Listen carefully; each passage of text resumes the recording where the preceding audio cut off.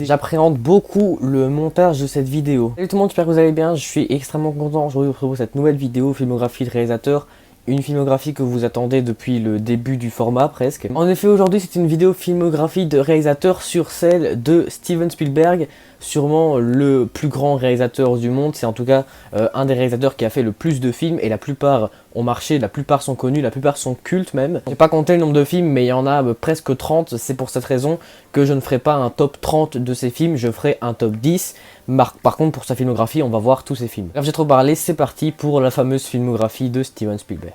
Spielberg démarre sa carrière en 1964 avec le film pas trop connu, celui-là par contre, Firelight, où un groupe de scientifiques va enquêter sur la disparition de plusieurs personnes. Il faudra attendre 10 ans pour un nouveau film de Steven Spielberg en 1974 avec le film Sugarland Express, dans lequel une femme décide d'entreprendre la reconstruction de sa famille avant d'être poursuivie par les forces de l'ordre avec son mari. Seulement un an plus tard, en 1975, c'est le film super culte Les Dents de la Mer qui sort en salle. Dans ce film, un mystérieux requin sème la terreur sur les côtes d'une petite station balnéaire. En 1977, 2 ans plus tard, sort encore un film culte, Rencontre du troisième type, dans lequel des événements surnaturels proviennent un peu partout dans le monde et où quelqu'un va se heurter aux règles du gouvernement pour chercher des réponses sur ces fameux phénomènes. 2 ans plus tard, cette fois en 1979, sort le film 1941 où un sous-marin japonais fait surface au large de Los Angeles alors que les Américains viennent seulement d'entrer en guerre. 2 ans plus tard, encore en 1981, un des films les plus cultes de Spielberg, Les Aventuriers de l'Arche perdue, sort en salle. C'est le premier opus de la saga Indiana Jones dans lequel le célèbre aventurier doit trouver l'arche d'alliance avant les nazis. Et plus ou moins à partir d'ici que Steven Spielberg va enchaîner les films cultissimes, puisqu'en 1982 c'est le film E.T. l'extraterrestre qui sort en salle. C'est l'histoire d'Elliot, un petit garçon de 10 ans qui découvre dans son jardin ou je sais plus où un extraterrestre dont il va décider de s'occuper, en le cachant évidemment des autres gens qui eux ont peur des extraterrestres. En 1983, La Quatrième Dimension, c'est un film qui regroupe 4 épisodes de la série cultissime, mais qui sont revisités par 4 grands réalisateurs hollywoodiens, dont Steven Spielberg. C'est en 1984 que Steven Spielberg décide de faire une suite à Les Aventuriers de l'Arche perdue avec Indiana Jones et le Temple maudit. Dans ce film, le célèbre aventurier décide de poursuivre une secte avec l'aide d'une chanteuse de cabaret et un enfant pas comme les autres. Puis en 1985, c'est un des films les moins connus de Spielberg qui sort, c'est La Couleur pourpre, dans lequel 2 sœurs et toute leur famille ont la particularité d'être de couleur de peau noire dans le sud des États-Unis. En 1987, encore un film moins culte, c'est le film L'Empire du Soleil, où James se retrouve prisonnier dans un camp de prisonniers pendant que le Japon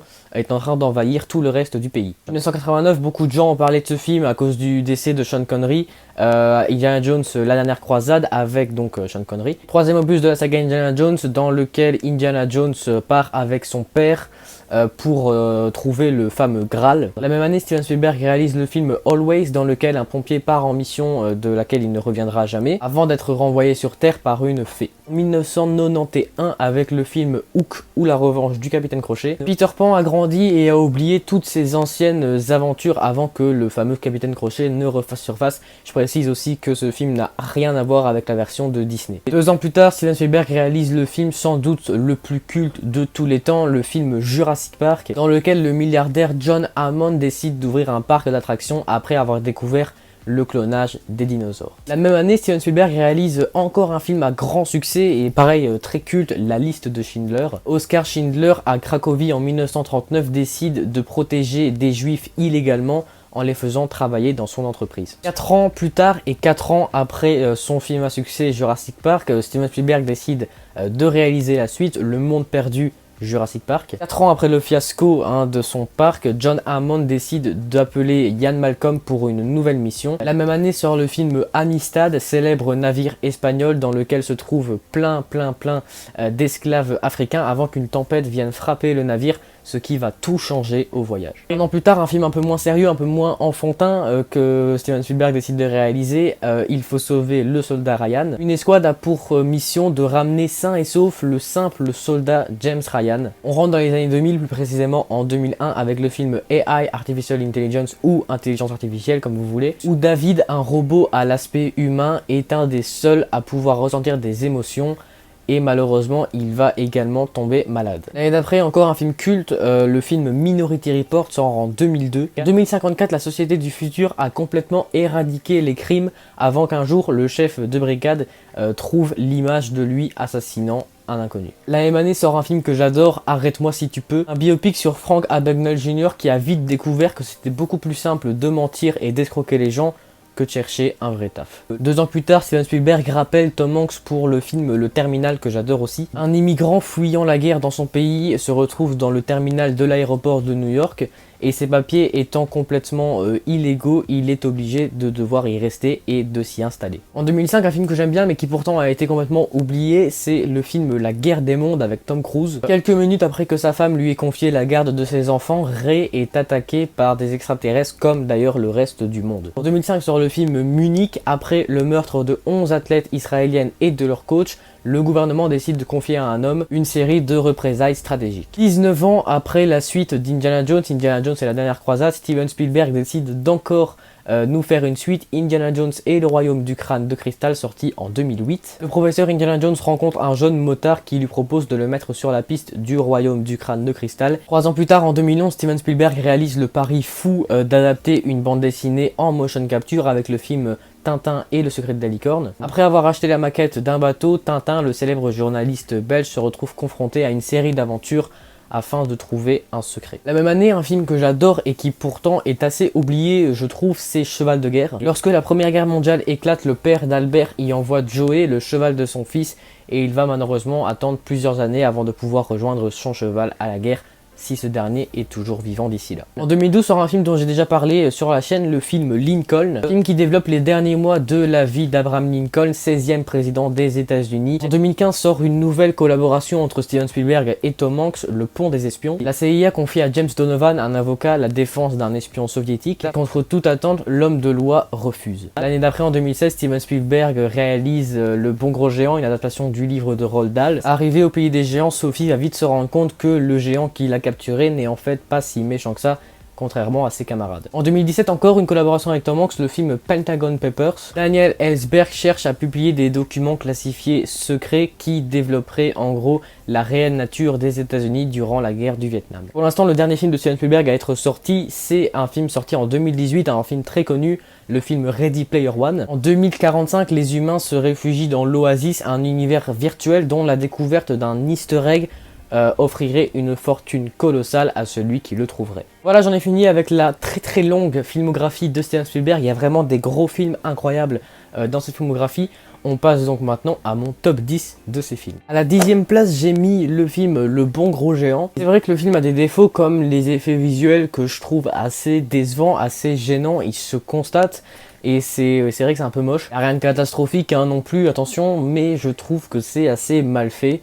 Surtout pour l'époque, c'est quand même un film assez récent, je pense. Et l'actrice principale, je me souviens plus de son nom, elle est jeune et elle est, dans ce film en tout cas, pas très bonne, on va pas se mentir. Après, l'histoire est quand même vachement divertissante, je trouve. C'est une adaptation d'un livre. Je me souviens pas avoir lu le livre, mais en tout cas, dans le film, c'est très divertissant du début à la fin. C'est vrai qu'on s'ennuie pas vraiment. Des personnages attachants qui prônent de belles valeurs, je pense évidemment aux géants. Donc voilà, c'est un bon film pour enfants. Ça pourrait être un bon film pour ados, un bon film pour adultes également. Mais je pense que pour ce qui est du très bon film, je pense qu'on va rester sur les enfants. Mais c'est un film que je trouve vraiment respectable et je trouve qu'il mérite cette 10e place. À la 9e place, le film Les Aventures de Tintin, le secret de la licorne. J'avoue qu'ils se sont pas vraiment foulés hein, pour ce film. Pas eu besoin de décors, pas eu besoin de costumes. Tout a été fait en motion capture et en 3D. Bon, c'est vrai que c'est un peu sur papier facile, mais bordel de merde, qu'est-ce que ça rend bien. J'ai vu des images du making of, c'est moche, on va pas se mentir, le making of est pas très beau. C'est quand même incroyable, je veux dire les techniques de réalisation de films de maintenant, en tout cas pour la motion capture, c'est tellement bien fait, c'est tellement ingénieux. Ça reste un film comme les autres, il y a des acteurs dedans, il y a Andy Serkis qui joue le Capitaine Haddock en motion capture hein, encore une fois. Voilà, il y a Simon Pegg aussi, il me semble, qui joue un des Dupont. Il me semble que c'est John Williams qui a fait les musiques, en tout cas elles sont vraiment géniales et elles sont assez fidèles au dessin animé d'origine je trouve. Donc c'est un film que je trouve bon, un film qui est drôle quand même, qui est beau visuellement. C'est vrai qu'un film complet en motion capture, c'est vrai que c'est un peu compliqué à regarder, mais ça reste impressionnant techniquement. Je vous ai dit tout à l'heure que j'adorais ce film. À la 8e place, j'ai mis le film Arrête-moi si tu peux. Un super bon casting, je suis désolé, Leonardo DiCaprio et Tom Hanks, c'est pour moi les deux plus grands acteurs à l'heure actuelle. Il n'y a pas mieux, en tout cas c'est mon avis. L'histoire de Frank Abagnale Jr., elle sort tout droit d'un film, on va pas se mentir. C'est vraiment une histoire qui est faite pour être adaptée au cinéma. Une mise en scène géniale, vraiment drôle, fidèle à Spielberg d'ailleurs. Il n'est pas que drôle, il mélange plusieurs émotions. C'est pas vraiment un thriller, mais presque quand même. Et donc voilà, je vous le recommande de ouf. Un super film, un excellent moment que j'ai passé devant. Passons aux choses sérieuses avec la 7ème place, avec le film E.T. l'extraterrestre. Film qui a révolutionné le cinéma, on va pas se mentir. C'est un des films les plus cultes, avec du recul quand on le regarde en 2020. Ça a mal vieilli, hein, c'est pas très bien fait visuellement. L'animatronique de E.T. ou la marionnette, je sais même pas comment ils l'ont fait. Mais dans tous les cas, c'est pas très bien fait. C'est totalement excusable pour l'époque, mais faut reconnaître que ça a mal vieilli. Un casting pas spécialement bon, mais c'est pas ce qu'on va retenir du film. Ce qu'on va retenir du film, c'est le film en lui-même, c'est le concept, c'est le scénario qui est magnifique, qui est drôle, qui est mignon. Les personnages, ils sont attachants. E.T. c'est un des personnages les plus cultes du cinéma et on comprend pourquoi, parce que ben voilà, c'était incroyable à l'époque, un extraterrestre gentil, parce qu'à l'époque les gens, et encore maintenant d'ailleurs, on a une vision de l'extraterrestre qui est beaucoup plus négative que ça. Donc voir un film comme ça, je trouve que ça donne la pêche, ça donne le sourire après une bonne journée de merde pour être de bonne humeur tout simplement. C'est John Williams qui a fait la musique, ça par contre j'en suis sûr parce que c'est beaucoup plus culte, c'est une musique culte, c'est une musique géniale. Et John Williams, c'est un putain de bon compositeur, il a composé la plupart des musiques des films de Spielberg. C'est vraiment un film incroyable que je vous recommande évidemment si vous ne l'avez jamais vu, ce qui m'étonnerait beaucoup parce que je pense qu'en étant enfant, on l'a tous vu au moins une fois. On change d'ambiance quand même avec la 6ème place, avec le film La Liste de Schindler. Film pas du tout drôle, pas du tout Spielberg, mine de rien, c'est pas du tout un film pour enfants comme les Indiana Jones, Jurassic Park, E.T., tout ce que vous voulez. C'est un film qui est très différent, c'est le film, je trouve, qui s'émancipe le plus de la carrière de Spielberg. Un Liam Neeson au top déjà à l'époque, il l'est encore maintenant, je trouve, et pourtant il a vieilli. C'est un de mes acteurs préférés, honnêtement, c'est un acteur que je trouve exceptionnel dans tous ses films, enfin presque. Des scènes choquantes qui apportent une certaine émotion au film, même si je trouve qu'elles sont amenées au film de manière un peu trop... Enfin, pas du tout crédible en fait, malheureusement. C'est pour moi le seul défaut du film, c'est les scènes a priori choquantes qui ne le sont pas vraiment, à part la scène de la gamine, ça c'est vrai, mais les scènes avec les soldats allemands, c'est pas crédible du tout. C'est un film en noir et blanc, le seul élément en couleur qu'il y a c'est la veste de la gamine, on comprend pourquoi dans le film. Si t'enlèves la gamine, évidemment le côté noir et blanc ça n'apporte absolument rien au film, mais grâce à ça, ça a eu un vrai impact sur le spectateur à un moment donné. Et c'est juste un choix parfait. Le seul moment qui est en couleur, c'est la fin qui adoucit un peu le film, une fin que je trouve exceptionnelle, une des meilleures fins de l'histoire du cinéma vraiment. Et donc voilà, grand classique que je vous conseille, ça plaira pas à tout le monde forcément, c'est pas un film tout public, hein, pas du tout. Mais si vous aimez le cinéma, si vous ne l'avez jamais vu, ce film culte, tentez-le au moins une fois, c'est vraiment un conseil que je vous donne. À la 5ème place, un des premiers films cultes de Steven Spielberg, le film Les Aventuriers de l'Arche perdue. Un film d'aventure assez absurde, je trouve, comme tous les films de la saga, c'est vrai. Mais bon, quand il y a des scènes où Indy se fait poursuivre par des centaines d'Indiens et qui s'en sort sans aucune égratignure, c'est absurde, c'est le but du film, c'est un film, enfin c'est pas forcément un film pour enfants, mais voilà, c'est pas un film pour adultes non plus. Donc c'est absurde, oui, c'est pas crédible, oui, mais c'est drôle quand même. Harrison Ford à l'époque, un de ses premiers rôles, il avait déjà fait Han Solo quand même, mais ce rôle, c'est sûrement son plus mythique, encore plus que Han Solo, et il est excellent dans le rôle évidemment. Un film assez drôle, je trouve, il y a vraiment des moments qui sont drôles. Donc évidemment un classique que je conseille à tout le monde si vous ne l'avez jamais vu, ce qui m'étonnerait quand même parce que c'est un des films les plus cultes au monde, qui ouvre une des sagas les plus cultes au monde également et une des meilleures de l'histoire du cinéma. À la 4ème place, un film que je trouve extrêmement sous-coté car un peu oublié, je n'exagère pas du tout en le mettant à la 4ème place, c'est vraiment un film que je trouve incroyable du début à la fin, c'est le film Cheval de guerre. Un film tellement beau, putain c'est incroyable, c'est sûrement le film le plus beau de Spielberg. Je vous avoue que ça fait longtemps que j'ai plus vu, donc mes commentaires vont être peut-être un peu plus approximatifs que pour les autres. Un casting super bon, il y a Tom Hiddleston, Benedict Cumberbatch, il y a David Julis aussi, 3 super bons acteurs. Et donc voilà, je vais pas parler trop parce que je me rappelle plus de tout le film, mais je me rappelle que c'était exceptionnel et je me rappelle surtout qu'il mérite cette 4ème place et je vous le conseille si vous ne l'avez jamais vu, c'est un film exceptionnel. À la 3ème place, Le Terminal, c'est un film que je trouve aussi presque parfait, honnêtement. Le point faible du film, c'est quand même les personnages, à part celui de Tom Hanks. Bon, les personnages, voilà, il y a celui de Diego Luna. Bon, lui, il a jamais eu des très bons personnages, hein, malheureusement. Celui de Zoé Saldana non plus, bref, des bons acteurs, mais des personnages très oubliables. En parlant des acteurs, Tom Hanks, évidemment, très convaincant dans son rôle. C'est un peu le Forrest Gump 2, on va pas se mentir. Faut savoir que c'est une histoire réelle qui s'est produite, et bon, c'est vrai que Spielberg n'aurait pas été mon premier choix pour réaliser ce film, mais sa réalisation reste géniale et des fois même drôle. Un Tom Hanks au sommet de son art, un de ses meilleurs rôles je trouve. Une fin très belle, même si prévisible, mais dans l'ensemble, un super film que je vous conseille. À la deuxième place, j'ai mis Indiana Jones et le Temple Maudit. Je sais que pour beaucoup de gens, c'est le moins bon film de la saga. Pour moi, bon, je vais pas dire que c'est le meilleur, pour moi le meilleur ça reste Les Aventuriers de l'Arche perdue, mais ça reste mon préféré. Le pourquoi c'est un moins bon film que Les Aventuriers de l'Arche perdue, ben, c'est surtout pour l'aspect visuel et technique du film. On sent que Spielberg s'applique un petit peu moins que pour son premier film, enfin que pour Les Aventuriers de l'Arche perdue quoi. Mais c'est un film que je trouve quand même plus drôle encore. Le fait qu'Indiana parte à l'aventure non pas seul mais avec une chanteuse qui n'est pas du tout faite pour l'aventure et un garçon comme ça, d'ailleurs l'acteur a joué dans Les Goonies, ça donne un aspect super drôle au film et j'adore. Donc c'est un film que j'ai préféré au premier, même si j'avoue qu'il est moins bon, mais je vous le conseille quand même de ouf. À la première place, sans surprise, vous savez à quel point j'aime ce film, c'est le film Jurassic Park. Jurassic Park, c'est un film, que dis-je, une œuvre d'art qui a révolutionné le genre du cinéma, enfin qui a révolutionné le cinéma. Ça c'est une évidence. Et grâce à ce film que beaucoup de gens sont devenus cinéphiles, moi y compris, c'est un des premiers films que j'ai vu de ma vie. Beaucoup de gens disent que ce film a mal vieilli, personnellement je ne trouve pas du tout. Je trouve que les dinosaures sont encore bien faits en 2020. Bon c'est clair qu'on n'est pas au niveau de Jurassic World, ça c'est clair et net, mais ça reste super bien fait, et non, ça n'a pas mal vieilli, je suis désolé. Les dinosaures super bien faits, ça a révolutionné l'animatronique et les effets visuels, les effets spéciaux dans les années 90, ça a révolutionné ça dans le monde du cinéma, ça c'est sûr. Un rythme parfait aussi, on s'ennuie pas du tout, mais pas du tout, c'est impossible de s'ennuyer devant Jurassic Park. Le meilleur Spielberg, le meilleur film des années 90 aussi pour moi, un des meilleurs films du monde, un de mes préférés.